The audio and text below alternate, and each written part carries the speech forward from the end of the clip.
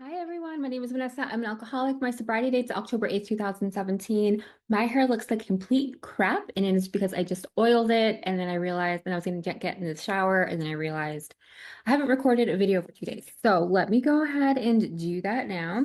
Today we are continuing to read from Keep It Simple, Daily Meditations for 12-Step Beginnings and Renewal.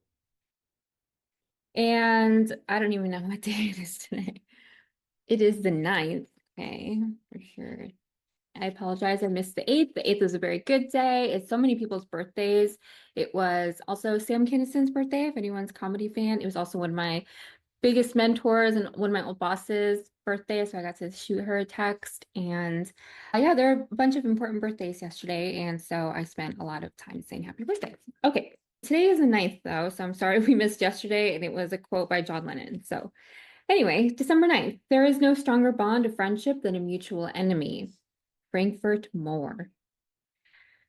We are a fellowship united against the same enemy, addiction. Our bonds give us strength to recover. We may not even know each other's last name, but we'll do anything to help each other stay sober. Our illness has taken much, but it has also given us much. We have millions of new friends. Almost anywhere in the world, we can find a member of our fellowship. Our new way of life depends on the strength of the fellowship. We should do nothing to weaken it. When you don't feel like going to a meeting, go, not only for yourself, but for the sake of the fellowship. It truly needs you. Prayer for the day. Higher power, you have given me a program. Now help me to keep it going. My fellowship needs me just as I need it. Help me give even when I don't want to. Today, I'll give back to the program. This is action for the day. Today, I'll give back to the program. I'll call a new member, volunteer to put on a meeting, or make the coffee. All right. Sorry, I cannot get over how bad my hair looks, but we're gonna struggle on. Okay, I'm showing up. I'm showing up for this video. This is, again, I don't read these before I sit down to record these, which I'm starting to think that maybe I should, so I have more cohesive thoughts about it. But this is a beautiful actual reading here. This idea of uniting against the same enemy as addiction is really helpful, and it's true. You know, when I got into the rooms, it was super helpful, and it saved my life to know that everybody in that room had experienced the level of like depravity and depression and hopelessness that I had experienced. And so to be able to know that, and that's a really, really personal like thing to be able to touch within myself, right? To be like, oh, and to even acknowledge that it had gotten so bad and that I had gone through significant amounts of shame or, just humiliation and degradation that I put myself through in my addiction. And to walk into a room and know that like anything that I said would not surprise anybody in there, that people knew what it was, they knew what it meant that I had done these things, and they knew that more than anything, that those things didn't define me. And that was extremely important for me to understand and see reflected back to me when I was in the room. And so it's like those things don't matter, who I vote for, what kind of how much money I have, where I live. None of those things actually matter because we're just there to face the actual same enemy that we all have, which threatens our life, which is addiction. And so that was extremely helpful to me, and it saved my life more than once.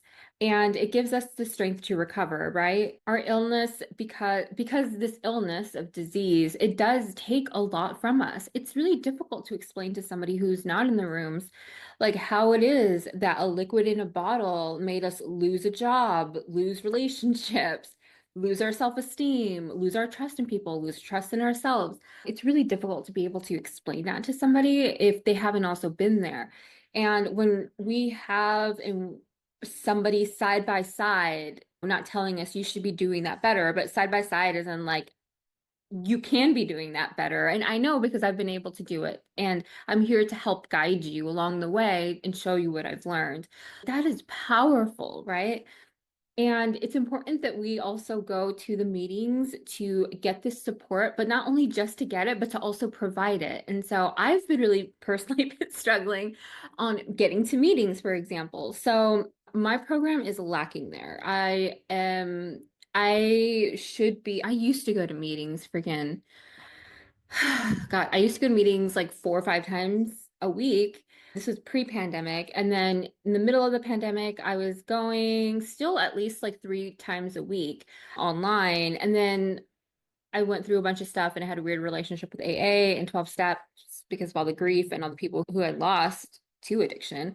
And I was like, maybe this doesn't even work. And so then I got out of the loop of going. And then I've gone just like maybe once a month, if that, since then. It's typically because one of my friends is speaking or I've been invited to speak. I don't even know if that really counts. And it definitely hasn't been in person. Maybe I need to get on that, right? And the point of that being that I need to get out of myself enough. I need to be thinking about less about my discomfort, less about, oh, I just don't have the energy, and more about what if there's somebody there who needs to hear my story? What if there's somebody there whose story I need to hear?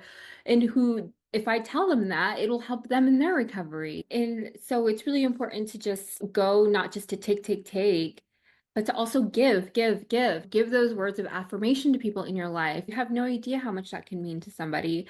And also just that reassurance of like, hey, you're not alone. And I naturally love giving words of encouragement. Probably why I started this damn channel, is to encourage people out there who I don't get to see physically and to give that encouragement. And it's so also rewarding to then see that same person months later and, hey, thanks for saying that one thing at that meeting so many months ago. I stayed on track because of that, or I think about that often. And it's just, oh, that's so cool, because I was just being like encouraging because I believe in the program and in God and how our lives can turn around. So even when you don't go to a meeting, go, because it's not for yourself, but for the sake of the fellowship. And if you have any meetings around you that are struggling, I know those can be pretty awkward because there's not a lot of people. Sorry, I have music in the background and I do it because it feels very weird to just talk to myself in an empty apartment, but sometimes the music gets a little rowdy. So it's like, especially if you're in a meeting where it's struggle mode and maybe it's just a couple of people. I've heard very powerful stories about meetings where it was literally just one person showing up to host the meeting and there was nobody showing up, but that lady kept hosting that meeting every damn week because she was really concerned that if, it was already published in the literature, and if I don't keep showing up, someone's going to show up thinking, and then they're not going to find me here and they won't have the support that they needed when they were finally ready to accept it. And what ended up happening, and I do want to say it's because it was a certain type of addiction. Maybe it was a certain type of like codependency or Al-Anon or something in like rural United States. I have a friend who's like a recovery coach. And so she has these clients and they tend to be like in Oklahoma or something like that. So anyway, all of that to say that she kept going, she kept showing up, and then eventually this other woman showed up, and then that woman invited her friends because she had known people from like therapy groups and stuff, and they're like, oh my gosh, this is a group that we all need. And then that group ended up flourishing. If that woman had stopped hosting that after the first 3 times that nobody showed up, now there are dozens of women who have now been impacted by that meeting. And I'm sure 100% that there were times that she didn't want to go. It's like, well, I'm just going to go sit by myself in a room for an hour and a half. So again, I'm going to go through and read the reading again. Let me know, what is your meeting attendance like? How are you showing up for other people? How have other people shown up for you and it's impacted your life? Tell me about it. I want to hear about it in the comments. So again, December 9th, there is no stronger bond of friendship than a mutual enemy. Frankfurt Moore. We are a fellowship united against the same enemy, addiction. Our bonds give us strength to recover. We may not even know each other's last name, but we'll do anything to help each other stay sober. Our illness has taken much, but it has also given us much. We have millions of new friends. Almost anywhere in the world, we can find a member of our fellowship. Our new way of life depends on the strength of the fellowship. We should do nothing to weaken it. When you don't feel like going to a meeting, go, not only for yourself, but for the sake of the fellowship. It truly needs you. Prayer for the day. Higher power, you have given me a program. Now help me to keep it going. My fellowship needs me just as I need it. Help me give even when I don't want to. Action for the day. Today I'll give back to the program. I'll call a new member, volunteer to put on a meeting, or make the coffee. All right. Again, I am reading from Keep It Simple. No idea if you can ever see that. Daily meditations for 12-step beginnings and a renewal. I hope you guys have a good rest of your day. I love you. Bye.